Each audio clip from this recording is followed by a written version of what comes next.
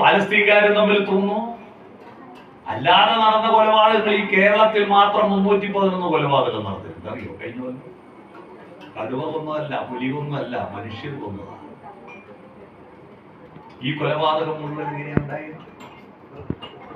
നമ്മുടെ ഉള്ളിൽ കടിച്ചു കീറുന്ന സിംഹമുണ്ട്. ഒരാളെ അടിക്കാനോ കൊല്ലണമെന്നൊക്കെ തോന്നുന്നില്ലേ? അധ്യാപകർ കുട്ടികളെ തല്ലുന്നത്, രക്ഷിതാക്കൾ മക്കളെ ശിക്ഷിക്കുന്നത് എന്തിനാ? മക്കളെ നന്നാവാനല്ലേ? നമ്മുടെ ഈ സിംഹത്തിന്റെ പ്രകടനമാണ്. ഞാൻ വിചാരിക്കും പോലെ നടക്കുന്നില്ല. കൂട്ടുകെട്ടി അധ്യാപകരും രക്ഷിതാക്കളും കുട്ടികളെ തല്ലുന്നത് കുട്ടികൾ നന്നാവാനല്ല, ഇവരുടെ അരിശം തീർക്കാനാ, ഈ സിംഹത്തെ പുറത്തിയടിക്കാനാ. അടികൊണ്ടിട്ട് ഒരു കുട്ടി ഇതുവരെ നന്നായില്ല. അറിയോ? നമ്മുടെ ഉള്ളിൽ സിംഹമുണ്ട്. ആ സിംഹമാണ് തമ്മിൽ പൊരുതി കലിംഗ യുദ്ധത്തിൽ തമ്മിൽ കൊന്നത്. ഒന്ന് രക്തപ്പുഴ ഒഴുകുന്നത് കണ്ടിട്ടാണ് അശോകൻ പറഞ്ഞത്, നിർത്തടാ സിംഹങ്ങളെ. എന്നിട്ട് അഭിമുഖമായി പൊരുതുന്ന സിംഹങ്ങളോട് പറഞ്ഞു, 4 ദിക്കിലേക്ക് തിരിയൂ. 4 ദിക്കിലേക്ക് തിരിയൂ. അഭിമുഖമായ സിംഹങ്ങളെ പരാമുഖമായിട്ട് നോർത്തിലേക്ക്, ഈസ്റ്റിലേക്ക്, വെസ്റ്റിലേക്ക്, സൗത്തിലേക്ക്. നോർത്ത്, ഈസ്റ്റ്, വെസ്റ്റ്, സൗത്ത്, 4 ദിക്കുകൾ. നോർത്ത് എന്ന് പറഞ്ഞാൽ വടക്ക്, ഈസ്റ്റ് എന്ന് പറഞ്ഞാൽ കിഴക്ക്, വെസ്റ്റ് എന്ന് പറഞ്ഞാൽ കിഴക്ക്, ഈസ്റ്റ് വെസ്റ്റ് എന്ന് പറഞ്ഞാൽ പടിഞ്ഞാറ്. ഞാൻ പറഞ്ഞത് തെറ്റിപ്പോയി. നോർത്ത് എന്ന് പറഞ്ഞാൽ വടക്ക്, ഈസ്റ്റ് എന്ന് പറഞ്ഞാൽ കിഴക്ക്, വെസ്റ്റ് എന്ന് പറഞ്ഞാൽ പടിഞ്ഞാറ്, സൗത്ത് എന്ന് പറഞ്ഞാൽ തെക്ക്. 4 ദിക്കിലേക്കുള്ള ഈ വര മനസ്സിലായോ? ഈ വരക്ക് മലയാള ഭാഷയിൽ പറയുന്നതല്ല, ഇംഗ്ലീഷ് ഭാഷയിൽ നമ്മൾ സ്ഥിരം ഉപയോഗിക്കുന്ന വാക്കുണ്ട്. ഇങ്ങനെയും ഇങ്ങനെയും ഇങ്ങനെയും ഇങ്ങനെയും വരക്കുന്നതിനാണ് പ്ലസ് എന്ന് പറയുക. മനസ്സിലായോ? കുട്ടിക്ക് A+ വാങ്ങണ്ടേ? A+ന്റെ അർത്ഥം മനസ്സിലായോ? 4 ദിക്കിലേക്ക് തിരിഞ്ഞ് അറിവുകൾ സമാഹരിക്കൂ. നോർത്ത്, ഈസ്റ്റ്, വെസ്റ്റ്, സൗത്തിന്റെ ആദ്യത്തെ അക്ഷരം കൂട്ടി വായിക്കൂ. NEWS, ന്യൂസ്, വാർത്തകൾ. അറിവിന്റെ വാർത്തകൾ, നന്മയുടെ വാർത്തകൾ, ആർദ്രതയുടെ സൗന്ദര്യബോധത്തിന്റെ വാർത്തകൾ, ശാസ്ത്രത്തിന്റെ വാർത്തകൾ സമാഹരിക്കൂ. അതാണ് 4 ദിക്കിലേക്ക് തിരിഞ്ഞു നിൽക്കുന്ന സിംഹങ്ങളുടെ രൂപങ്ങൾ രാജ്യത്താകമാനം ഉണ്ടാക്കിയത്. അതാണ് നമ്മുടെ രാജ്യത്തിന്റെ ദേശീയ ചിഹ്നം. എന്താ ദേശീയ ചിഹ്നം? അശോക സ്തംഭം. പിടിയോ? അശോക സ്തംഭം ആണ് രാജ്യത്തിന്റെ ദേശീയ ചിഹ്നം. അല്ലാതെ ഏതെങ്കിലും മാഷ് അശോക സ്തംഭത്തിന്റെ അർത്ഥം പറഞ്ഞാൽ നമുക്ക് ഒന്നും പറയില്ല. ഉപരിപ്ലവമായ അറിവുകൾ പോരാ, ആഴത്തിലുള്ള അറിവ് വേണം. നമുക്ക് ഉപരിപ്ലവമായ അറിവേ ഉള്ളൂ, ആഴമില്ല. ഉപരിപ്ലവം ഇങ്ങനെയാ വരയ്ക്കുക, ഗ്രാഫ് വരയ്ക്കുമ്പോ എക്സ്. അതിനോട് ചിന്തയുടെ ആഴം ചേർത്താലേ പ്ലസ് ആവൂ. ഇങ്ങനെ മാത്രം വരച്ചാൽ മൈനസാ, ഇങ്ങനെ വരച്ചാലേ പ്ലസ് ആവൂ. പിടികിട്ടിയോ? പ്ലസ് ഒന്നിന്റെ ചിഹ്നത്തിന്റെ അർത്ഥം ഞാൻ തെളിവ് തരാം. ഞാനിപ്പോ ചോദ്യം ചോദിക്കാം. ഇതിന്റെ ഉത്തരം ഇവിടെ ഇരിക്കുന്ന എല്ലാവർക്കും അറിയാം, പക്ഷെ ഈഗോ ഉള്ളവര് പറയില്ല. ഞാനിപ്പോ ചോദിച്ചാല് ഉത്തരം അറിയുന്നവര് ചോദിച്ചാൽ പറയില്ല. അതിന്റെ ഒരു സ്വഭാവം. കണ്ണൂർ എന്ന് പറഞ്ഞിട്ട് ഇവൻ ചോദിച്ചാൽ നമ്മളെന്തിനാ പറയുന്നു? മസിൽ കൊടുത്തോ ഇല്ലാത്തവര് മാത്രം പറഞ്ഞു. ഉത്തരം അറിയുന്ന ഉത്തരം പറഞ്ഞാൽ എല്ലാവർക്കും അറിയാം. ഉത്തരം പേടിക്കണം. ഈഗോ ഇല്ലാത്തവര് മാത്രം ഉത്തരം പറയാ. ചോദിച്ച ഉടനെ പറയണം കേട്ടോ. പറഞ്ഞാലെന്തോ കുഴപ്പം പോയി എന്ന് ആലോചിക്കുന്നു.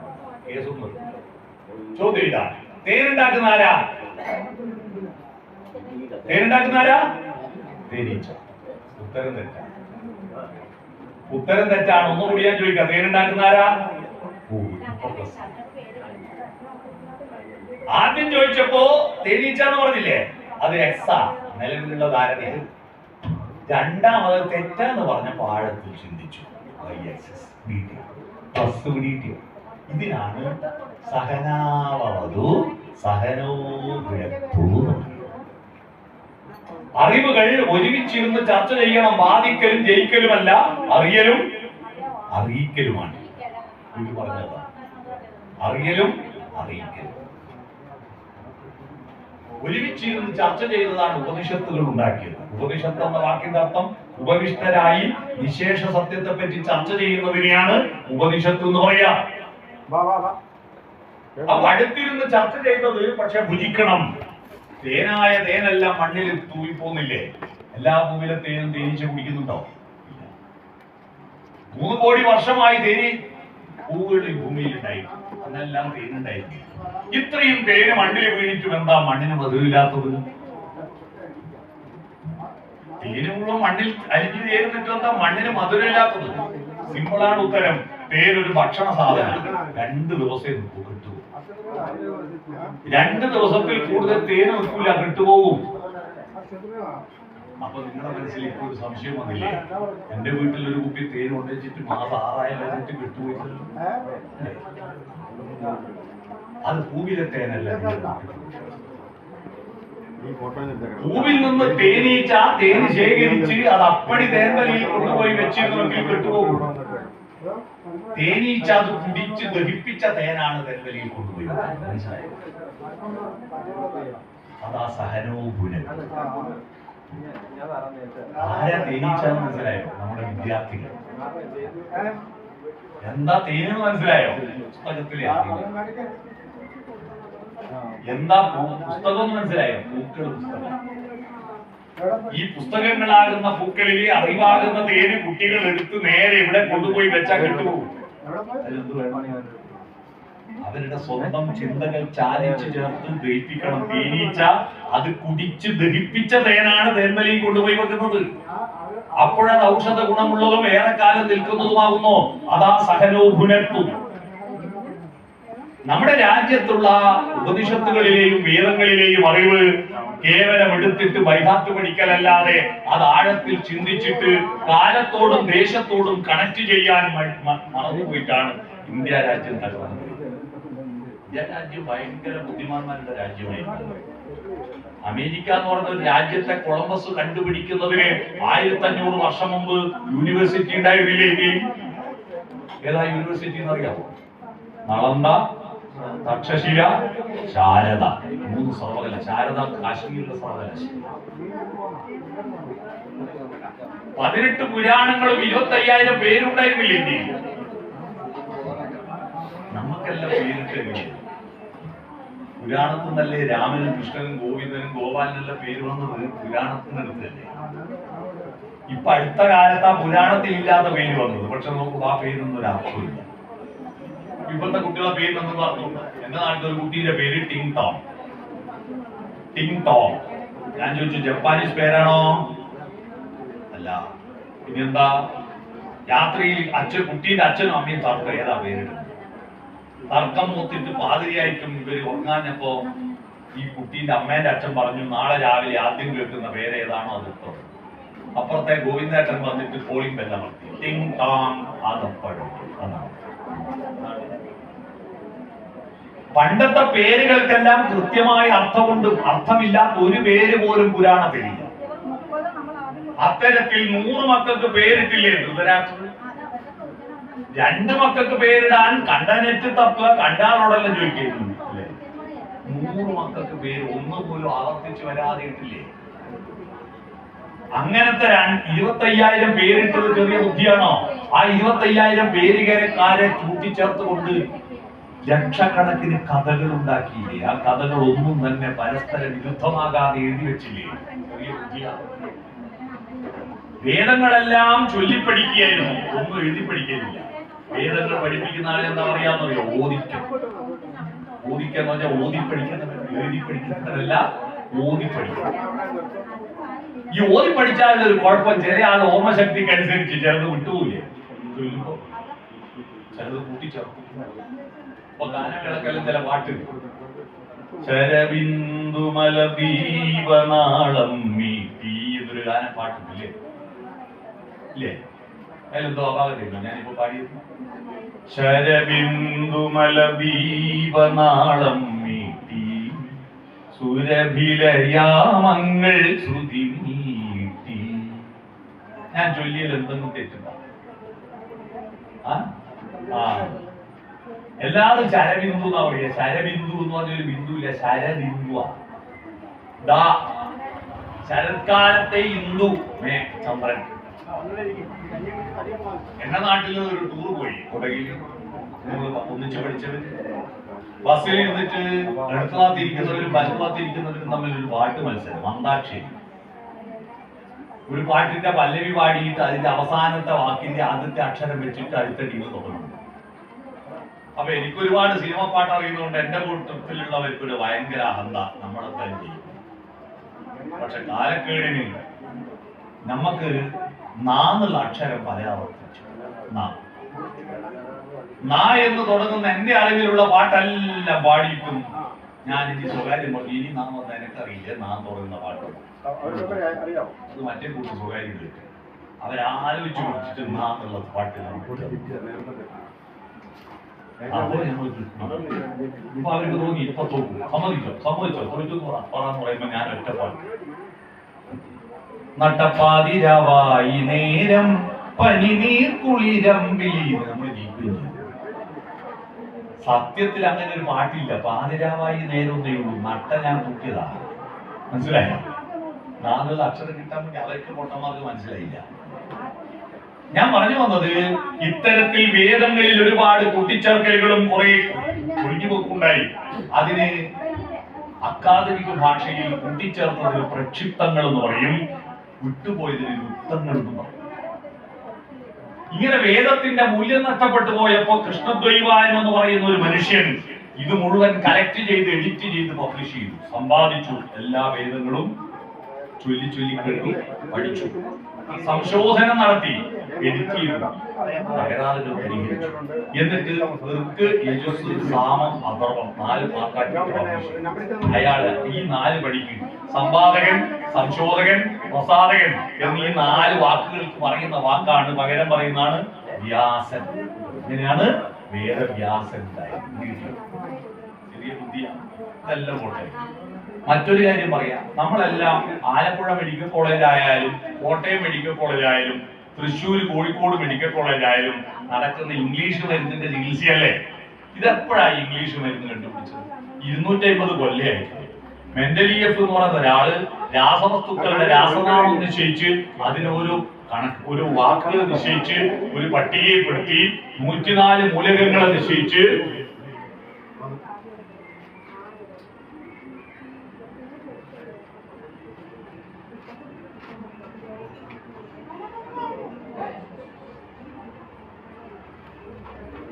പുറത്തേക്ക് ഇറങ്ങണം. ഞാൻ മൈക്ക് പറയുമ്പോ അവര് പറയുന്നത് കേൾക്കാണ്ട് 104 മൂലകങ്ങളെ നിശ്ചയിച്ച് അതിന്റെ രാസത്വരക ശക്തി മനസ്സിലാക്കി ടെസ്റ്റ് ട്യൂബും പണലും ഉപയോഗിച്ച് ലാബറട്ടറികളിൽ പരീക്ഷണം നടത്തി മൈക്രോസ്കോപ്പും എക്സ്റേയും സ്കാനിങ് മെഷീനൊക്കെ ഉപയോഗിച്ചിട്ട് ആണല്ലോ നമ്മുടെ മോഡേൺ മെഡിസിൻ ഉണ്ടായത്. ഇത് 250 കൊല്ലമായിരുന്നു. എന്നാൽ അത് കണ്ടുപിടിക്കുന്നതിന് 1500 കൊല്ലം മുമ്പ് 1500 കൊല്ലം മുമ്പ് ഒരു മൈക്രോസ്കോപ്പും ടെസ്റ്റ് ട്യൂബും പണലും ഇല്ലാത്ത കാലഘട്ടത്തിൽ നമ്മുടെ നാട്ടിലെ മരങ്ങളുടെയും വള്ളികളുടെയും ചെടികളുടെയും പുല്ലിന്റെയും ഇലയും തൊലിയും പൂവും കായും വേരും തണ്ടും വായിലിട്ട് ചവച്ചരച്ച് നോക്കിയിട്ട് അതിന്റെ ഗുണങ്ങൾ നിശ്ചയിച്ചിട്ട് വാദത്തിന് പറ്റുമോ, പിത്തത്തിന് പറ്റുമോ, കഫത്തിന് പറ്റുമോ എന്ന് മനസ്സിലാക്കിയിട്ട് എത്ര കഷായങ്ങളും അരിഷ്ടങ്ങളും ലേഖ്യങ്ങളും പടകങ്ങളും ഗുളികകളും തൈലങ്ങളും ഉണ്ടാക്കി വെച്ച ചരകനും സുശ്രുതനും സഞ്ജീവനിയും എന്തൊരു ബുദ്ധിമാന്മാരായിരുന്നു അല്ലേ? ഇപ്പോഴും നമ്മളത് ഉപയോഗിക്കുന്നില്ലേ? ഇത്രയും ഉണ്ടായിട്ടും എന്താ, ഇത്രയും ബുദ്ധിമാന്മാരുണ്ടായിട്ട് എന്താ നമ്മുടെ രാജ്യം? അതെ, എന്തുകൊണ്ടാണ് ഇത്രയും ബുദ്ധി ഉണ്ടായിട്ടും ലോക റാങ്കിങ്ങിൽ, പട്ടിണ റാങ്കിങ്ങിൽ 114 സ്ഥാനത്താണ് ഇന്ത്യ. ഈ ഹാളിന്റെ മുറ്റത്തുള്ള ഇവിടെയുള്ള ഏതെങ്കിലും ഒരു സാധനം ഇന്ത്യയെ കണ്ടുപിടിച്ചെന്ന് പറഞ്ഞാൽ, ഈ മൈക്ക് കണ്ടുപിടിച്ച ഇന്ത്യയിലല്ല, കണ്ണട കണ്ടുപിടിച്ച ഇന്ത്യയിലല്ല, വാച്ച് കണ്ടുപിടിച്ച ഇന്ത്യയിലല്ല, പേന കണ്ടുപിടിച്ച ഇന്ത്യയിലല്ല, കടലാസ് കണ്ടുപിടിച്ച ഇന്ത്യയിലല്ല, അച്ചടി കണ്ടുപിടിച്ച ഇന്ത്യയിലല്ല, ബൾബ് കണ്ടുപിടിച്ച ഇന്ത്യയിലല്ല, നിങ്ങളിരിക്കുന്ന കസേര പ്ലാസ്റ്റിക് കണ്ടുപിടിച്ച ഇന്ത്യയിലല്ല, ഫാന് കണ്ടുപിടിച്ച ഇന്ത്യയിലല്ല, ഞാൻ വന്ന കാറ് കണ്ടുപിടിച്ച ഇന്ത്യയിലല്ല, ട്രെയിൻ കണ്ടുപിടിച്ച ഇന്ത്യയിലല്ല, സിമെന്റ് കണ്ടുപിടിച്ച ഇന്ത്യയിലല്ല. നമ്മൾ കണ്ടുപിടിച്ചത് എന്താണ്? കയറ്. കയറ് കണ്ടുപിടിച്ച ഇന്ത്യയില. അത് പുതിയ കണ്ടുപിടുത്തല്ല, അത് പിരിച്ച് ഉണ്ടാക്കിയതല്ലേ. അങ്ങനെ വിളക്ക് കണ്ടുപിടിച്ച ഇന്ത്യയില. വെങ്കലം ഇതുണ്ടാക്കി നമ്മളാ. ഞാൻ പറഞ്ഞത് നമ്മുടെ ജീവിതത്തിന് നിരന്തരം ഉപയോഗിക്കുന്ന ആധുനിക ഉപകരണങ്ങൾ എന്തെങ്കിലും കണ്ടുപിടിച്ച ഇന്ത്യയിലാണോ? അല്ല. എന്തുകൊണ്ടാണ് ഇത്രയും ബുദ്ധി ഉണ്ടായിട്ടും ഇതൊക്കെ വിദേശികൾ കണ്ടുപിടിച്ചിട്ട് ഇങ്ങോട്ട് കൊണ്ടുവന്നത്? അവിടെയാണ് നമ്മൾ മനസ്സിലാക്കേണ്ടത്. അറിവിനെ തിരിച്ചറിവാക്കി മാറ്റുന്നതിൽ, അധ്വാനവും പ്രവൃത്തിയും തമ്മിൽ, ചിന്തയും പ്രവൃത്തിയും തമ്മിൽ കണക്ട് ചെയ്യുന്നതിൽ നമ്മൾ പരാജയപ്പെട്ടു. ഇന്ത്യ കണ്ട അതാണ് ശ്രീനാരായണ ഗുരുവിന്റെ പ്രസക്തി. എന്താണെന്നറിയോ? ആരായിരുന്നു ഇന്ത്യ രാജ്യത്തിന്റെ വികസനത്തെ തടസ്സപ്പെടുത്തിയത്? അതിന്റെ കാരണം അറിവുള്ളവർ മേൽജാതിക്കാരാണ് ഒരു പണിയെടുക്കില്ല, പണിയെടുക്കുന്നവരോ കീഴ്ജാതിക്കാരാണ്, അവർക്ക് അറിവ് കിട്ടിയില്ല. അറിവും അധ്വാനവും കണക്ട് ചെയ്യുന്നതിൽ നമ്മുടെ രാജ്യം പുറകോട്ട് പോയി. അതാ രാജ്യത്തിന് പറ്റിയ അബദ്ധം. അറിവുള്ളവൻ അധ്വാനിക്കില്ല, അധ്വാനിക്കുന്നവർക്ക് അറിവില്ല. അവിടെയാണ് ഇന്ത്യയിലെ കമ്മ്യൂണിസ്റ്റുകാരും ട്രേഡ് യൂണിയനുകളും വരുന്നതിന് മുമ്പ് കേരളത്തിൽ ഒരു പണിമുടക്ക് നടന്നിരുന്നു. ഞങ്ങളുടെ കുട്ടികളെ സ്കൂളിൽ ചേർക്കുന്നില്ലെങ്കിൽ നിങ്ങളുടെ വയലുകളിൽ മുട്ടിപ്പുല്ല് മുളക്കുമെന്ന് പ്രഖ്യാപിച്ച് കർഷക തൊഴിലാളികളുടെ ആദ്യത്തെ പണിമുടക്ക് നടന്നു. കുട്ടികൾക്കും അറിവ് കിട്ടണം. അപ്പൊ ആധുനിക ഇന്ത്യയുടെ പിതാവായിട്ട് മഹാത്മാഗാന്ധിയെ വിളിക്കാൻ കാരണം എന്താ? സ്വാതന്ത്ര്യ സമരത്തിൽ പങ്കെടുത്തുകൊണ്ട് മാത്രമല്ല, അദ്ദേഹമാണ് അറിവും അധ്വാനവും കണക്ട് ചെയ്യാൻ മനുഷ്യരോട് ആഹ്വാനം ചെയ്തത്. അതാണ് പ്രസംഗിച്ചാ പോരാ, ചർക്കയിൽ നൂല് നൂൽക്കണമെന്ന് പറഞ്ഞത്. അദ്ദേഹത്തിന്റെ പേരെന്താ? കർമ്മവും ചിന്തയും ചാലിച്ച ഗാന്ധി എന്ന്. മോഹൻദാസ് കരംചന്ദ് ഗാന്ധി. കർമ്മ ചിന്ത ഗാന്ധി. കർമ്മം എക്സ് ആക്സിസ്, ചിന്ത വൈ ആക്സിസ്. മനസ്സിലായോ? ഗുരുദേവൻ പറഞ്ഞത് ദേവാലയങ്ങൾ ഉണ്ടാക്കി, വിദ്യാലയങ്ങൾ ഉണ്ടാക്കി. ഇനി നമുക്ക് വേണ്ടെന്താ? വ്യവസായങ്ങളാണ് വേണ്ടത്. പണിയെടുക്കുക. രവീന്ദ്രനാഥ ടാഗോറും ശ്രീനാരായണ ഗുരുവും പരസ്പരം കണ്ടിരുന്നു. ഇവര് മൂന്നുപേരും, മഹാത്മാഗാന്ധിയും പരസ്പരം കണ്ടിരുന്നു. ഇവര് മൂന്നുപേരും ചേർന്നിട്ടുള്ള ത്രയങ്ങൾ ശ്രദ്ധിച്ചു. ഒരു ത്രികോണമാണിത്. കൽക്കത്ത ഭാരതത്തിന്റെ ഇടതുവശത്തെ കക്ഷം, ഗുജറാത്ത് വലതുവശത്തെ കക്ഷം, പാദം കേരളം. കേരളത്തിലെ ശ്രീനാരായണ ഗുരു, കൽക്കത്തയിലെ രവീന്ദ്രനാഥ ടാഗോർ, ഗുജറാത്തിലെ ഗാന്ധി. ഈ ട്രയാങ്കിളാണ് ഭാരത നവോത്ഥാനം. ഇത് മൂന്നും ചേരുന്നതാണ്. ഇവർ മൂന്നുപേരും പരസ്പരം ആകർഷിച്ചവരും പരസ്പരം സ്വാധീനിച്ചവരുമാണ്. ഗുരുവിന്റെ ദർശനങ്ങളിൽ ടാഗോറും ഗാന്ധിയും സ്വാധീനിച്ചിട്ടുണ്ട്. ഗാന്ധിയുടെ ചിന്തകളിൽ ഗുരുവും ടാഗോർ സ്വാധീനിച്ചിട്ടുണ്ട്.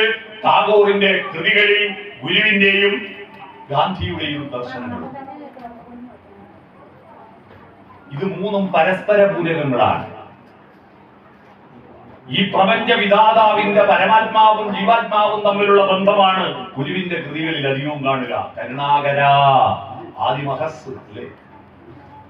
അതെന്നും ഇതെന്നും അവനവനെന്നും അവനെന്നും ഇവനെന്നും പറഞ്ഞ് രണ്ടൊന്നും ഇല്ലാതെ അതും ഇതും ഒന്നും പരസ്പര പൂരകമാണെന്ന് വരുത്തി തീർക്കുന്നില്ലേ? എങ്ങനെയാ? പ്രപഞ്ചമാകുന്ന കുളത്തിൽ പരമാത്മാവുന്ന ജീവൻ അല്ലേ? അതിൽ മുക്കുന്ന ഒരു പാത്രമാണ് നമ്മുടെ ശരീരം. അതിൽ നിറയുന്ന വെള്ളമാണ് ജീവാത്മാവ്. കുളത്തിലുള്ള വെള്ളം പരമാത്മാവ്. കുളം പ്രപഞ്ചം. കുളം പ്രപഞ്ചം. ഈ പാത്രത്തിൽ വെള്ളം മുക്കുമ്പോ മൺകലല്ലേ പണ്ടത്തെ പാത്രം. മൺകലം ഒരു കല്ലിന് തട്ടി ചത്തു. മൺകലം പൊട്ടിപ്പോയി. എന്താ സംഭവിക്കുക? കുളത്തിലെ പാത്രത്തിലെ വെള്ളം കുളത്തിലെ വെള്ളത്തിലേക്കും. ജീവാത്മാവ് പരമാത്മാവ്. ഈ പാത്രം നമ്മുടെ ശരീരം. ഈ ശരീരം നശിക്കുമ്പോ ജീവാത്മാവ് പരമാത്മാവിൽ ലയിക്കും. ഇതാണ് മിസ്റ്റിസിസം. ജീവാത്മാ പരമാത്മാ ബന്ധം. ആ ബന്ധമാണ് അവസാനം ഗുരുദേവൻ പ്രതിഷ്ഠിച്ചതെന്താ? കണ്ണാടി. നിന്റെ ഉള്ളിലുള്ള ആ പരമാത്മാവ് തന്നെ ജീവാത്മാവ്. തത്വമസി. തത്വമസി. അത് തന്നെ നീയും തന്നെയാണ്. ശബരിമലക്ക് പോകുമ്പോ എന്താ കാണുന്നത്? ഉച്ചീരുമൂടി കെട്ടുമായി വരുന്നു ഞാൻ, അച്ഛൻ കോവിലയ്യപ്പ രക്ഷയേകു. സത്യമാം 18-ാം തൃപ്പടിയേറുമ്പോൾ ദർശനം നൽകണേ തമ്പൂരാനെ. ഇത് ദർശന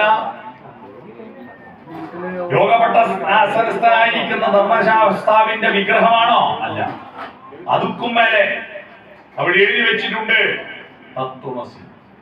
ഹരിശ്രീതൻ മുത്തുകൾ വിരൽ പൂവിൽ വിടർത്തിയ ഗുരുവിന്റെ ശ്രീപദങ്ങൾ വണങ്ങി ശിരസിൽ നീരുമുടി കെട്ടുകളും താങ്ങി 18-ാം പടി കേറി ഭഗവാനെ തൊഴുമ്പോ അവിടെ എഴുതി വെച്ചിരിക്കുന്നു തത്വമസി, അത് നീ തന്നെയാ. തലേ ദിവസം വരെ വെള്ളം അടിച്ച് തെരയുന്ന ഭാര്യനെ തല്ലുന്ന ഭൂമിവാസിയായ ചെറുപ്പക്കാരനാവട്ടെ, പിറ്റേ ദിവസം രാവിലെ കുളിച്ച് കറുത്ത വസ്ത്രവും ധരിച്ച് ഗുരുവിൽ നിന്ന് മാലയും വാങ്ങി കഴുത്തിലിട്ടാൽ അവനെ എന്താ പിറ്റേന്ന് വിളിക്കുക? ഗോവിന്ദാന്നാ, കൃഷ്ണാന്നാ വിളിക്കുക, സ്വാമി എന്നാ വിളിക്കുക അല്ലേ? കാരണം മനസ്സിനുള്ളിൽ ദൈവമിരുന്നാൽ മനുഷ്യരും ദൈവവും ഒന്ന്. ആ പരമാത്മാവും ജീവാത്മാവും ഒന്നു തന്നെ എന്ന ദർശനമാണ്. അതാണ് പരമാത്മാവിന്റെ സംഗീതമാണ് ഈ പ്രപഞ്ചം എന്നാണ് ടാഗോർ ഗീതാഞ്ജലിയിൽ അവതരിപ്പിച്ചത്. ഗീതാഞ്ജലി ഭാരതത്തിൽ ആദ്യത്തെ നോബൽ സമ്മാനം കിട്ടിയ ഏറ്റവും ഒടുവിൽ കിട്ടിയ കൃതി ഏതാണെന്നറിയാം? ഭാരതത്തിലെ ഏറ്റവും അവസാന നോബൽ സമ്മാനം കിട്ടിയ കൃതി ഏതാണെന്നറിയാം? ഗീതാഞ്ജലി. വേറെ കിട്ടിയില്ല, ഒറ്റൊന്നിനാ കിട്ടിയത്. പക്ഷേ അത് വായിച്ചവർ എത്രയുണ്ട് നമ്മുടെ നാട്ടിൽ? അത് വായിച്ചവരൊന്നും കൈ ഉയർത്തി. ഗീതാഞ്ജലി വായിച്ചവർ. നമ്മുടെ പ്രശ്നം എന്താന്ന് മനസ്സിലായോ? നമ്മൾ ഗീതാഞ്ജലി ഈ 19-ാം നൂറ്റാണ്ടിൽ എഴുതിയതാ. 15-ാം നൂറ്റാണ്ടിൽ എഴുതിയ രാമായണം, അധ്യാത്മ രാമായണം വായിക്കും. BC 5-ാം നൂറ്റാണ്ടിൽ എഴുതിയ രാമായണവും മഹാഭാരതവും വായിക്കും. ഏറ്റവും പുതിയത് പഴയത് മുഴുവൻ കാച്ചിക്കുറുക്കിയിട്ട് പുതിയ കാലഘട്ടത്തിന് പറ്റിയ രീതിയിൽ അവതരിപ്പിച്ച ഹേ മഹാപ്രഭോ, അങ്ങയുടെ സംഗീതമാണ് എന്റെ ജീവിതം എന്ന് പറയുന്ന ഒരു കൃതിയുണ്ട്. അതാ ഗീതാഞ്ജലി. ഞാനറിവീല ഭവാന്റെ മോഹനഗാനാലാപന ശൈലീ വിവൃതം ഞാനതു കേൾപ്പൂ സതതം നിതാന്ത വിസ്മയശാലി. ഉദയഗാന പ്രകാശകലയാൽ ഉജ്ജ്വല ശോഭം ഭുവനം അലിക്കുന്നു ശിലകള ഈശ്വര ഗംഗാസരഭസഗവനം. പാടണമെന്നുണ്ടീ രാഗത്തിൽ പാടാൻ സ്വരമില്ലല്ലോ, പറയണമെന്നുണ്ടെന്നാൽ അതിനൊരു പദം വരുന്നീലല്ലോ. പ്രാണനുറക്കെ കേണീടുന്നു പ്രഭോ പരാജിത നിലയിൽ, നിബദ്ധനിഹ ഞാൻ നിൻഗാനത്തിൻ നിരന്തരമാകിയ വലയിൽ. ഇതാണ് ടാഗോറിന്റെ ദൈവദർശനം. ആ ദൈവദർശനത്തിൽ നിന്ന് പിന്നെ ടാഗോറിൽ മറ്റൊരു ദൈവദർശനമുണ്ട്. അമ്പലത്തിൽ ഇരിക്കുന്ന സ്വാമിയോട് പറഞ്ഞു. അമ്പലത്തെ പറ്റിയിട്ടുള്ള ദൈവത്തെ പറ്റിയിട്ട് ഭാരതത്തിൽ 4 സങ്കല്പങ്ങളുണ്ട് അറിയാം. അജ്ഞർദേവോ ദ്വിജാതീനാം ഹീനാം ഹൃദിദൈവതം പ്രതിമാമപ്രബോധീനാം സർവത്ര സമദർശിനാം. ദ്വിജന്മാർക്ക് ബ്രാഹ്മണന്മാർക്ക് അഗ്നിയിലാണ് ദൈവം. അവര് ഹോമവും പൂജയൊക്കെ ഈ വിഗ്രഹത്തിൽ നടത്തുന്ന അഭിഷേകങ്ങളൊക്കെ നമുക്ക് ബോധ്യപ്പെടുത്താൻ വേണ്ടി ചെയ്യുന്ന അവരുടെ പൂജ അഗ്നിയിലാണ്. അഗ്നിയിലാണ് ബ്രാഹ്മണർക്ക് ദൈവം. മുനീനാം ഹൃദിദൈവതം, മുനിമാർക്ക് ഹൃദയത്തിലാണ് ദൈവം. പ്രതിമാം അപ്രബോധീനാം, വലിയ പണ്ഡിതന്മാരല്ലാത്ത നമ്മളെ പോലെയുള്ള സാധാരണ മനുഷ്യർക്ക് വേണ്ടിയ ദൈവം പ്രതിമയിലാ ദൈവം. സയൻസ് എടുക്കുന്ന കെമിസ്ട്രി എടുക്കുന്ന ടീച്ചർ ലാബറട്ടറിയിൽ കുട്ടികളെ കൊണ്ടുപോയിട്ട് ടെസ്റ്റ് ട്യൂബ് കാണിക്കുന്നതിന് പകരം വിരല് കാണിച്ചിട്ട് ഇതൊരു ടെസ്റ്റ് ട്യൂബാന്ന് വിചാരിക്കുക എന്ന് പറയില്ലേ, അതുപോലെ ദൈവം ഇതാണ് ദൈവം എന്ന് വിചാരിക്കും. വിഗ്രഹം കാണിച്ചിട്ട് പറയും ഇതാ ദൈവം എന്ന് വിചാരിക്കും. അതാണ് വിഗ്രഹം. അപ്രബോധികൾക്ക് പ്രതിമയിലാണ് ദൈവം. സർവത്ര സമദർശിനാം, സമദർശികൾക്ക് എല്ലായിടത്തും ദൈവമാണ്. എല്ലായിടത്തും ദൈവത്തെ കാണുന്നതാണ്. അതുകൊണ്ടാണ് അരുവിപ്പുറത്ത് പുഴയിലുള്ള ഒരു പ്രത്യേകതയില്ലാത്ത ഒരു കല്ലെടുത്തിട്ട് അത് താൻ ദൈവമാണെന്ന് സങ്കല്പിച്ചുകൊണ്ട് കണ്ണീര് വാർത്തുകൊണ്ട് ധ്യാനനിഷ്ഠനായിട്ട് പ്രതിഷ്ഠിച്ചപ്പോ പ്രാണായ പ്രാണപ്രതിഷ്ഠായ സ്വാഹ, ജീവായ ജീവപ്രതിഷ്ഠായ സ്വാഹ, ബ്രഹ്മായ ബ്രഹ്മപ്രതിഷ്ഠായ സ്വാഹ എന്ന്1000 തവണ പാത്രത്തിലെ വെള്ളം അതിന്റെ മേലെ ഒഴിച്ചിട്ട് തന്ത്രിയോ ശാന്തിക്കാരനോ നമ്പൂതിരിയോ അഭിഷേകം നടത്തിയാൽ മാത്രമേ അത് ദൈവമാകൂ എന്ന ചിരപുരാതനമായ സങ്കല്പത്തെയാണ് ഒറ്റ ദിവസം കൊണ്ട് അട്ടിമറിച്ചുകൊണ്ട് ഗുരു അരുവിപ്പുറത്ത് പ്രതിഷ്ഠ നടത്തിയത്. മനസ്സിലായോ?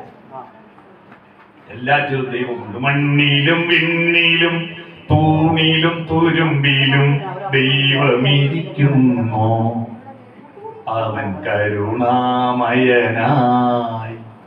ഗുരു ദൈവത്തെ വിളിച്ചത് ഏറ്റവും മനോഹരമായ വാക്ക്, ഒരു വീട എറുമ്പിലും വരാതെ വണ്ണം കരുണാകര നീ എന്നെ കാത്തുരക്ഷിക്കൂ. കരുണയാണ് പ്രധാനം. കരുണയാണ് ദൈവം. കരുണയാണ്. കരുണയില്ലേ? നിങ്ങളിപ്പോ പലപ്പോഴും നമുക്ക് ദേഷ്യം വരുന്നില്ലേ? നല്ല 6 മാസമായില്ലേ മഴ പെയ്യുന്നു, എന്തൊരു മഴയാപ്പാ. ഈ വെയിലറിക്കുമ്പോ എന്തൊരു വെയിലാ, പിന്നെ എന്തെന്ന് നിങ്ങൾക്ക് മഴ പെയ്യുമ്പോ എന്തൊരു മഴ, വെയിലാകുമ്പോ എന്തൊരു വെയിലും. മഴയും പറ്റില്ല, വെയിലും പറ്റില്ല. ചേട്ടാ, ഈ മഴയും വെയിലും ഉള്ളത് കൊണ്ടല്ലേ ഭൂമിയിൽ ജീവനുണ്ടായ? അത് കരുണയല്ലേ? കൃത്യമായി ഭൂമി തിരിയുന്നതും കൃത്യമായി ഭൂമി സൂര്യനെ ചുറ്റുന്നതുമെല്ലാം ആ കരുണയല്ലേ? നിങ്ങളുടെ ശരീരത്തിന്റെ സൃഷ്ടിയിൽ നോക്കൂ. നിങ്ങളുടെ ശരീരത്തിൽ ഏറ്റവും പ്രധാനപ്പെട്ട അവയവത്തെ തിരിച്ചറിഞ്ഞുകൊണ്ട് ഏറ്റവും ഉറപ്പുള്ള എല്ലുകൊണ്ട് അത് പൊതിഞ്ഞു വെച്ചു തന്നത് കരുണയല്ലേ? ഏറ്റവും പ്രധാനപ്പെട്ട അവയവം ഏതാണ്? ഏറ്റവും ഉറപ്പുള്ള എല്ല് കൊണ്ട് പൊതിഞ്ഞ് ഏതാന്ന് നോക്കിയാൽ മതി. അതാ ഏറ്റവും പ്രധാനപ്പെട്ട അവയവം. ഏറ്റവും ഉറപ്പുള്ള എല്ല് തലയൊട്ടിയ. അപ്പൊ ഏറ്റവും പ്രധാനപ്പെട്ട അവയവം ഏതാണ്? തലച്ചോറ്. ഏറ്റവും അപ്രധാനമായ അവയവം ഏതാണെന്നറിയോ? എല്ലില്ലാണ്ട് വെറും ഇറച്ചി മാത്രമുള്ള വയറ്. ഇത് എല്ലില്ല. അപ്പൊ ഇതിനകത്തും ചോറുണ്ട്. മനുഷ്യൻ എങ്ങനെയാ തീരുമാനിക്കുക? ഈ ചോറാണോ പ്രധാനം നോക്കിയിട്ടാ മനുഷ്യനാണെന്ന് തീരുമാനിക്കുക. ഭാഗവത സപ്താഹം നടക്കുമ്പോ മനുഷ്യന്മാരുടെ എണ്ണം വളരെ കുറവായിരിക്കും. കാരണം രാവിലെ മുതൽ വായിക്കുമ്പോൾ ഒരു 50 ആളെ മുമ്പിലിട്ട് തീർക്കും. എന്നാ ഉച്ചക്ക് 1 മണിക്ക് ചോറ് കുഴപ്പമ്പോഴേക്ക് ഭയങ്കര തിരക്കായിരിക്കും. കണ്ടില്ലേ? അപ്പോൾ ഈ ഭക്തന്മാർ ഏത് ചോറിനാ പ്രാധാന്യം കൊടുക്കുന്നത്? ഈ ചോറിനാണോ മനസ്സിലായില്ലേ? ആലോചിച്ച് വെക്കുക. ഇനിയും കരുണയുടെ ലക്ഷണങ്ങൾ ഇനിയും എത്ര വേണം നിങ്ങൾക്ക്? ഒരു രാത്രി ഒരു പകലും മുഴുവൻ പറയാനുണ്ട്. തലച്ചോറ് കഴിഞ്ഞാൽ ഏറ്റവും പ്രധാനപ്പെട്ട അവയവം കണ്ണല്ലേ? ആ കണ്ണ് എല്ല് കൊണ്ടുണ്ടാക്കിയ പ്രകാശത്തോട് കിടക്കുമോ? അതുകൊണ്ട് ഏറ്റവും നേർത്ത സുതാര്യമായ തരങ്ങൾ കോശങ്ങൾ കൊണ്ടാണ് കണ്ണുണ്ടാക്കിയത്. അതുകൊണ്ട് കണ്ണിലൊരു പൊടി തട്ടിയാൽ പോലും മുറിവേൽക്കും. അതുകൊണ്ട് കണ്ണിലൊന്നും വന്ന് അടിക്കാതിരിക്കാൻ വേണ്ടിയിട്ട് നെറ്റിയുടെ എല്ലും കവിളെല്ലും 2 പർവ്വതങ്ങൾ ഉയർത്തിയിട്ട് നടുക്ക് കുഴി കൊണ്ടേ വെച്ചിട്ട് അതിൻ്റെ ഉള്ളിൽ കൊണ്ടേ വെച്ച് തന്നില്ലേ കണ്ണ്? കരുണയല്ലേ അത്? എന്നും വന്ന് അടിച്ചാൽ അതിൻ്റെ ഉള്ളിൽ തട്ടരുത്. ആ കണ്ണിൽ മേലെ നിന്ന് പൊടി താഴെ വരാതിരിക്കാൻ വേണ്ടി 2 കണ്ണിന്റെ മേലെ സൺഷെയ്ഡ് ആയിട്ട് പുല്ല് വെച്ച് പിടിപ്പിച്ചാതില്ലേ? കുരികം. അത് പൊടി താഴോട്ട് വരാനാ. പെൺകുട്ടികളോട് പറയണം അത് പൊരിച്ചു മാറ്റിയിട്ട് വരച്ചുണ്ടാക്കാനല്ല. മനസ്സിലായോ? പൊടി ആ കണ്ണിൽ എന്തെങ്കിലും പൊടി നേരെ നിന്ന് വന്നിരുന്നുണ്ടെങ്കിൽ കൈ കൊണ്ട് ആ പൊടിയെ തടയാൻ ഇത് കണ്ട് കൈയാടി എത്താൻ സമയമുണ്ടോ? എന്നാൽ കൈയുടെയോ മനസ്സിന്റെയോ ബുദ്ധിയുടെയോ അനുവാദമില്ലാതെ പൊടി വരുന്നുണ്ടെങ്കിൽ ഓട്ടോമാറ്റിക്കായിട്ട് സ്വയം നിർണയ അവകാശം കൊടുത്തിട്ട് തനിയെ കൂട്ടുന്ന കൺപോളകൾ വെച്ച് പിടിപ്പിച്ചതാണ് ലോകത്തിൽ ആദ്യത്തെ ഓട്ടോമാറ്റിക് ഷട്ടർ കൺപോളിയല്ലേ? അപ്പൊ ഇപ്പൊ ഞാനിവിടെ വന്നിട്ട് അരമണിക്കൂർ പ്രസവിക്കുന്നവരെടുത്ത് നിങ്ങളുടെ കണ്ണ് എത്ര പ്രാവശ്യം കൂട്ടുകയും തുറക്കുകയും ചെയ്തു? നിങ്ങളോട് ചോദിച്ചിട്ടാ? കാരണം ആ നനവെപ്പോഴും ഉണ്ടാകണം കണ്ണിന്. അഥവാ കണ്ണിൽ ഒരു പൊടി വീണുന്നില്ല, കിണറ്റിന്റെ കരയിലോ പൈപ്പിന്റെ ചോട്ടിലോ പോയിട്ട് ആ വെള്ളം എടുത്ത് കഴുകാൻ സമയമില്ല. അതിന്റെ മുമ്പ് തന്നെ അതിന്റെ ഉള്ളുന്ന വെള്ളം ചീറ്റി അതിനെ ഒലിപ്പിച്ച് കളയുന്ന കണ്ണീർ ഉൽപ്പാദിപ്പിച്ചു തരുന്ന കരുണയല്ലേ? ആ കണ്ണിന് താഴെ വായക്ക് തൊട്ട് മേലെ മൂക്ക് പിടിപ്പിച്ച കരുണയല്ലേ? കാരണം തിന്നുന്ന സാധനം കെട്ടതാണെന്ന് അറിയണമെങ്കിൽ തൊട്ട് നേരെ മൂക്ക് വേണ്ടേ?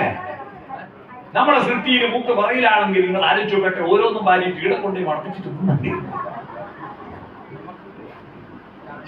അതൊരു അത്ഭുതമാണ്.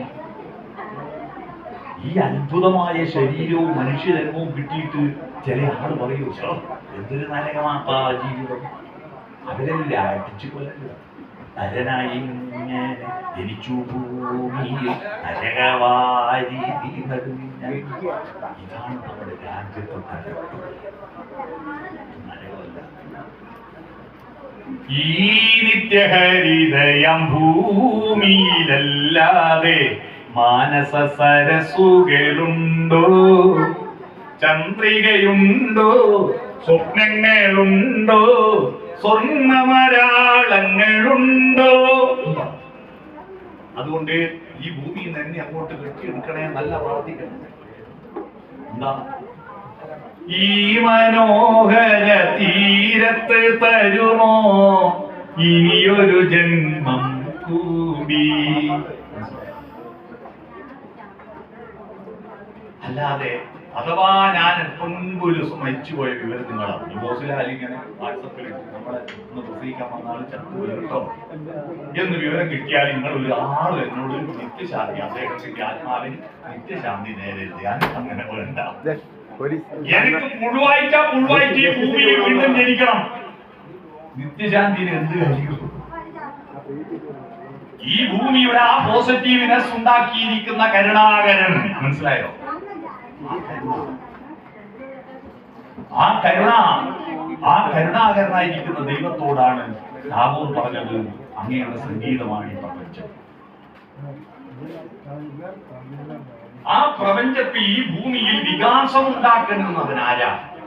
വികാസം ഉണ്ടാക്കിയവൻ, പ്ലസ് ഉണ്ടാക്കിയവനല്ല. പക്ഷിമൃഗാദികൾ പ്ലസ് ഇല്ല. മനുഷ്യർ ഈ ഭൂമിയിൽ ജനിക്കുന്നതിനും 10-20 ലക്ഷം വർഷം മുമ്പ് ആനകൾ ഉണ്ടായിരുന്നു ഈ ഭൂമിയിൽ.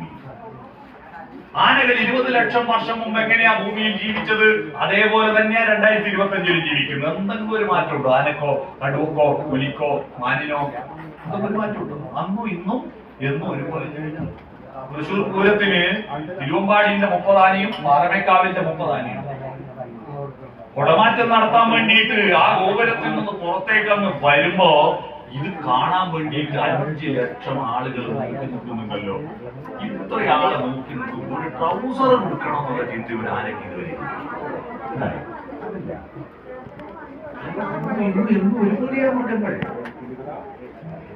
മനുഷ്യൻ അങ്ങനെയല്ല. മനുഷ്യൻ ഓരോ നിമിഷത്തെയും ഫലപ്രദമായി വികസിപ്പിക്കണം. സമയത്തിന്റെ മൂല്യമറിയുന്നവനാ മനുഷ്യൻ. മരിച്ചു പോകുമെന്ന ചിന്ത നമുക്കല്ലാതെ കേൾക്കുന്നു. പക്ഷിമൃഗാദികൾ ആരെങ്കിലും മരണം വരുമൊരു നാൾ ഓർക്കുക മർത്യാദി എന്ന് പാടിയിട്ടുണ്ടോ? തൽക്കാല ദുനിയാവ് കണ്ടു നീ മയങ്ങാതെ എപ്പോഴും മരണം നിൻ കൂടെയുണ്ട് മറക്കാതെ എന്ന് പാടിയിട്ടുണ്ടോ? മന്നവനാട്ടെ യാചകനാട്ടെ വന്നിടുമൊടുവിൽ വഞ്ചിത നടുവിൽ പാടിയിട്ടുണ്ടോ? നമുക്ക് ആ മരണഭയം. പക്ഷിമൃഗാദികൾ മരിക്കുമ്പോൾ മാത്രമേ മരിക്കൂ. നമ്മൾ എപ്പോഴും ചെറിയ പനി വരുമ്പോഴേക്ക് മരിച്ചു പോവാം. അതാണ് ഈ ഡോക്ടർമാരുടെ വലിയ സ്പെഷ്യലിസ്റ്റ്. ഒരു പാരസെറ്റമോൾ ഗുളിക കുടിച്ചാൽ തീരേണ്ട കേസിലാണ് നമ്മൾ സ്കാനിങ്ങും എല്ലാം കൊണ്ട് കൊടുത്തിട്ട് 10,000-50,000 ഇല്ല. കാരണം മരിച്ചു പോകുമല്ലോ, മരിക്കാതിരിക്കാൻ വേണ്ടി. കാരണം സമയത്തെ അത്ര. എന്നാൽ ഇത്രയും മൂല്യമുള്ള ജീവിതത്തിന് സമയം വെറുതെ ചെലവഴിക്കുന്ന ബുദ്ധികളല്ലേ നമ്മൾ. നമ്മുടെ സമയം 90 വയസ്സ് വരെ ജീവിക്കുന്നു വിചാരിക്കും. 90 വയസ്സ് പോലെ കൂടുതൽ വേണം കൂട്ടിക്കോട്ടോ. ഞാൻ എന്റെ ഒരു കണക്ക് പറഞ്ഞു. ഈ 90 വയസ്സ് വരെ ജീവിക്കുന്നവരിൽ മനുഷ്യർക്ക് 60 വർഷേ ബോധത്തോടെ ജീവിതമുള്ളൂ. അറിയാമോ? 30 കൊല്ലം നമ്മൾ ഈ ഭൂമിയിൽ ശരീരമുണ്ടെന്ന് നമ്മൾ അറിയില്ല. കാരണം 30 കൊല്ലം നമ്മൾ ഉറങ്ങും. അറിയില്ല. 8 മണിക്കൂർ ദിവസം ഉറങ്ങണ്ടേ? 24 മണിക്കൂറിന്റെ 1/3 ദിവസം ഉറങ്ങുന്നില്ലേ? അപ്പൊ 90ന്റെ 1/3 30 കൊല്ലല്ലേ? 30 കൊല്ലം നമ്മൾ ഉറങ്ങും. നമുക്ക് മനസ്സിലാവാത്തത് ഇൻസ്റ്റാൾമെന്റ് ആയിട്ട് ഉറങ്ങുന്നുണ്ട്, അല്പാൽപ്പം ഉറങ്ങുന്നുണ്ട്. ഒന്നിച്ചു കൂട്ടിയ 30 കൊല്ലം നമ്മൾ ഈ ഭൂമിയിലില്ല. നമ്മൾ ഉറങ്ങുമ്പോൾ നമ്മളറിയോ നമ്മളുണ്ടെന്ന്? അടുത്ത് കിടക്കുന്ന ആളറിയോ കൂർക്കം വലി കേട്ടിട്ട്? നമ്മൾ അറിയില്ലല്ലോ ഈ ഭൂമിയിൽ നമ്മളുള്ളത് 60 കൊല്ലമേ നമ്മൾ അറിയുന്നുള്ളൂ. ആ 60 കൊല്ലത്തിൽ തിന്നാൻ ഭക്ഷണത്തിന് മാത്രം 15 കൊല്ലം വേണം. ഭക്ഷണം ശേഖരിക്കണം, പാചകം ചെയ്യണം, വിളമ്പണം, തിന്നണം, കൈ കഴുകണം, പാത്രം കഴുകണം, തിന്നാൻ പോയി തോട്ട് കൊടുത്ത് കാത്തു വെക്കണം, തിന്നാൻ ആടെ പോണം, വരണം, എല്ലാം കൂടി ഭക്ഷണത്തിന് വേണ്ടി മാത്രം ഒരു മനുഷ്യായുസിൽ 15 വർഷം ചെലവഴിക്കുന്നത്. അപ്പൊ 60 15 പോയ അനിയത്തിന് ബാക്കിയുള്ളത് 45 കൊല്ലം ബാക്കിയുള്ളൂ. പകുതി പോയോ 90. തിന്നാൻ പോരല്ലോ, 5 കൊല്ലം ടോയ്ലറ്റിലും പോകണം. ചേട്ടാ ദാദാഭായ് ഫാൽക്കെ അവാർഡ് കിട്ടിയ മോഹൻലാൽ അല്ലേ? അവാർഡ് കിട്ടിയത് കൊണ്ട് കക്കൂസും കൊണ്ടു നോക്കാൻ പറ്റും? മോഹൻലാലായാലും മമ്മൂട്ടി ആയാലും പിണറായി വിജയനായാലും നരേന്ദ്രമോദി ആയാലും കക്കൂസും കൊണ്ടേ. കക്കൂസിൽ മൂത്രയിക്കാൻ ഒരാൾ നേരം മൂത്രയിക്കാൻ പോകണം. ഒഴിക്കുന്ന സമയം കൂട്ടിയാൽ പോരല്ലോ, ആടെ പോകുന്നതും കാത്തു നിൽക്കുന്നതും വാതിൽ ഓർക്കുന്നതും തിരിച്ചു വരുന്നതും കൂട്ടണ്ടേ. പണ്ടിത്ര ഇല്ല ടോയ്ലറ്റായി വരും. നാടകപ്പുസുള്ള കാലത്ത് മുട്ടുമടക്കി ഇരിക്കുമ്പോൾ മുട്ടുവേദനിച്ചിട്ട് വേഗം എണീറ്റ് പോകും. ഇപ്പൊ യൂറോപ്യൻ ക്ലോസറ്റ് വന്നപ്പോ വേഗം എണീക്കലില്ല. കസേരത്തിൽ ഇരിക്കുമ്പോൾ ഞാൻ ഇരിക്കല്ലോ, എത്ര നേരം ഇരിക്കാലോ.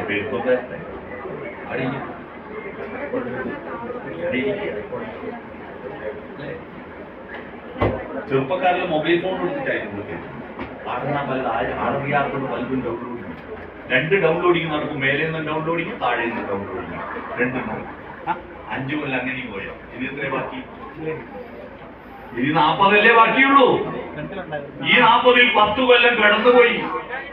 ജനിച്ചിട്ട് ആദ്യത്തെ 2 കൊല്ലം കിടപ്പിന്റെ ആയിരിക്കില്ലേ കുട്ടിയായിരിക്കുമ്പോ? ഒരു 60-70 കഴിഞ്ഞാലും കിടപ്പല്ലേ? നിങ്ങൾ നല്ല ആരോഗ്യമുള്ള സമയത്ത് പനി വന്നാൽ കിടക്കില്ലേ?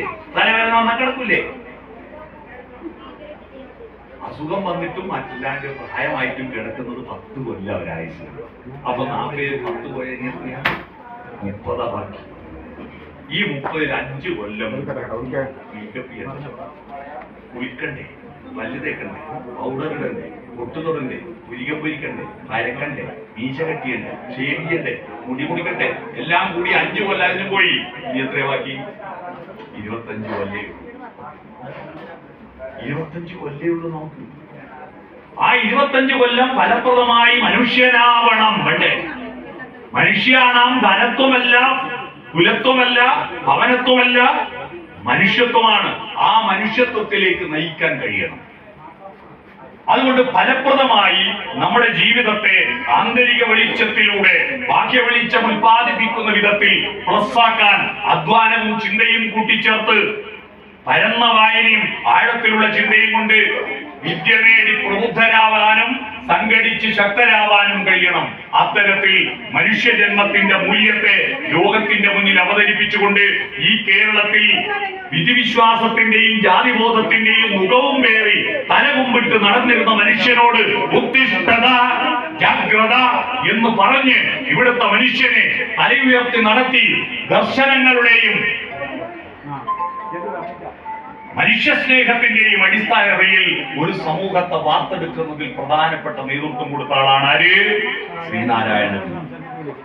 ആ ഗുരുവിന്റെ 98-ാം സമാധി ദിനത്തിൽ നമ്മൾ പുതുക്കുക. എന്ത്? ഗുരുവിനെയോ അദ്ദേഹത്തിന്റെ ചിത്രത്തെയല്ല പുതുക്കേണ്ടത്, നമ്മുടെ അകത്തെ വെളിച്ചത്തെ പുതുക്കാൻ മുന്നോട്ട് പോകണം. അത്തരത്തിൽ മുന്നോട്ട് പോയി നമുക്ക് നമ്മുടെ ജീവിതത്തെ നിരന്തരം നവീകരിച്ചുകൊണ്ട് മുന്നോട്ട് പോയി നമുക്ക് ഈ രാജ്യത്തെയും നമ്മുടെ കുടുംബത്തെയും മാനവിക ബോധത്തെയും മുന്നോട്ട് കൊണ്ടുപോകാൻ. പണ്ടത്തെ അനാചാരങ്ങൾ തിരിച്ചു വരുന്നു. ആധുനിക ഉപഭോഗ സംസ്കാരത്തിന്റെ തോന്നിയാവാസങ്ങളും നമ്മളെ പിടികൂടുന്നു. പണ്ടത്തതിലും നല്ലതുണ്ട്, പുതിയതിലും നല്ലതുണ്ട്. പഴയതിലെ നല്ലതും പുതിയതിലെ നല്ലതും കൂട്ടിച്ചേർത്ത് മുന്നോട്ട് പോകണം. എന്നാൽ ഇപ്പോ പഴയതിലെ തിന്മകളും പുതിയതിലെ തിന്മകളും കൈകൾ കോർക്കുന്ന ഈ കാലഘട്ടത്തിൽ ശ്രീനാരായണ ഗുരുവിന്റെ ദർശനങ്ങൾ ഏറെ പ്രസക്തമാണ്.